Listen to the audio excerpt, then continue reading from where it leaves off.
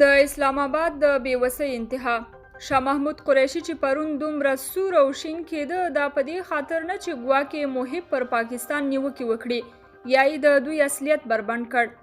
اصلا پاکستان د بربنډېدو لپاره څه لري؟ نه، اصل خبره دا ده چې ولې ولسمشر غني محب صالح او په ټوله کې افغان حکومت د دوی د فشار یوازینۍ او وروستۍ وسیلې یعنې طالبانو ته تر اخره تسلیم نشول؟ ولې مات نشول؟ د فشار د دې آلې سره سره ولې افغان زعامت دوی ته په ننواتې نه ورځي؟ ولې بیا هم دوی ته ګوټ څنډنه کوي؟ ولې دومره ډاډه دي او ولې دوی ته د دښمنۍ او دوستۍ اعلانونه کوي؟ شاه محمود قریشي چې د محب خبرې واورېدې حیران پاتې شو چې موږ د څه په تمه یو او دا خلک پر کومه روان دي. له خبرو او اکټونو یې ډیر واضح ښکارېدل چې نهایت بېوسه، بېزور او بېوسیلې شوي دي.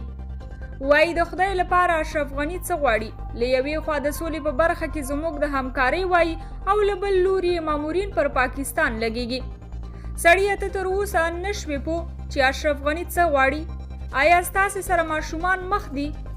له یوه لوري به د کابل سوځولو لپاره ټریننګ مرکزونه مخته وړئ، د پاکستان له ملي بودیجې به پیسې ورته اختصاصوئ، طالب ځانمرګي به روزئ، د کوټې او پېښور شورا مصارف او د طالب مشرانو د کورونو کرایې به ورکوئ، او له بل لوري به نارې وهئ چې موږ افغان سولې ته ژمن یو، همکاري ورسره کوو. دا ستاسې سره څوک مني؟ ستاسې په منافقتونو آن اوس د ګلبدین حکمتیار زامن لا پوهیږي، خو چې پلار یې در سره ګرو دی څه وکړي غلی دی.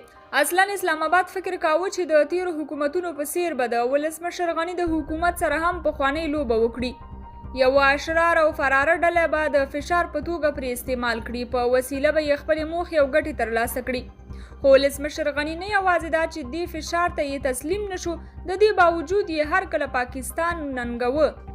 پر هر سټیج یې د دوستۍ او دښمنۍ انتخابونه هم ځینې وغوښتل. سپین ورته وغږېده، واضح ورته وویل چې دا ځل که اور بلیدی تاسې به ډیر پکې لمبه کیږئ. اصلا قریشي د ځان او د طالب ماتې ته ژړل.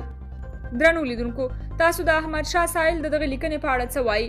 خپل نظریات مو راسره په همدې اړه په کمنټ کې شریک کړئ او د نورو ویډیوګانو لپاره مینه یوټیوب چینل ضرور سبسکرایب کړئ.